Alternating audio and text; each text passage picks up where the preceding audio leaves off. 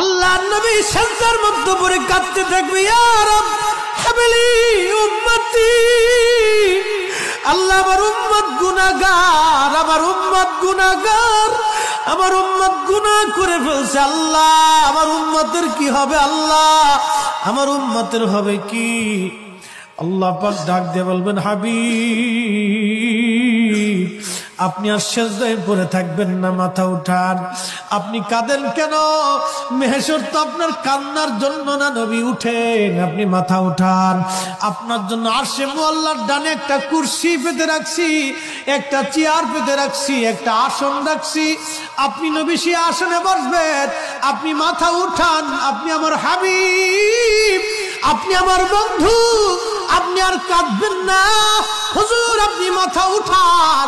আল্লাহর নবী তখন বলবে, ইয়া রব হাবলি উম্মতি, আল্লাহ আমার উম্মত গুনাহ করছে। আল্লাহ ডাক দিবে, হাবিব আপনি মাথা উঠান। আপনি সর্বপ্রথম হামদের পতাকা উড়াবেন, আপনি সুপারিশের পতাকা উড়াবেন, আপনি যাকে খুশি তাকে নিয়ে জান্নাতে চলে যান। একবার জোরে বলা যাবে কি সুবহানাল্লাহ? নবী আমার ডেকে বললেন, আয়েশা রে, মানুষের জীবনের কঠিন সময় যখন তার মৃত্যুর সময় এসে যায়, কঠিন মৃত্যুর দূত আসে, যখন গুনাহগার ব্যক্তি, যখন নাফরমান ব্যক্তির কাছে মৃত্যুর দূত আজরাইল আলাইহিস সালাম আসে, বিকট চেহারা নিয়ে আসে, দুর্গন্ধময় পোশাকগুলি নিয়ে আসে, দুর্গন্ধময় পোশাকগুলি নিয়ে আসে, বান্দাকে ধরতে আসে।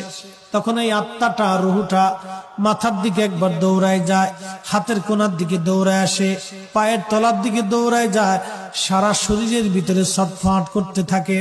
তখন এই মৃত্যুর যন্ত্রণা বাড়তে থাকে, এত কঠিন যন্ত্রণা তার হয়।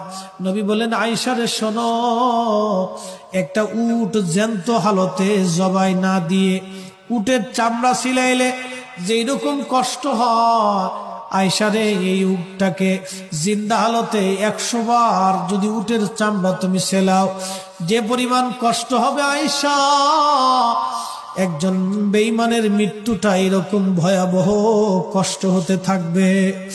আয়েশা রে তুমি কি জানো ইমানদারের মরণটা কেমন হবে?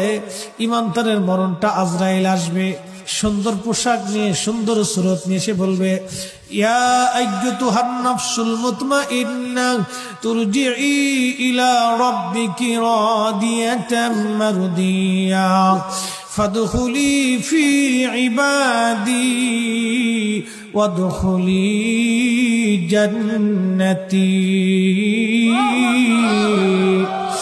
ইয়া আইয়ুতুহান নাফসুল মুতমাইন্না, হে নফসে মুতমাইন্না তুমি আসো, ইরজিই ইলা রাব্বিকি রাদিয়াতাম মারদিয়া।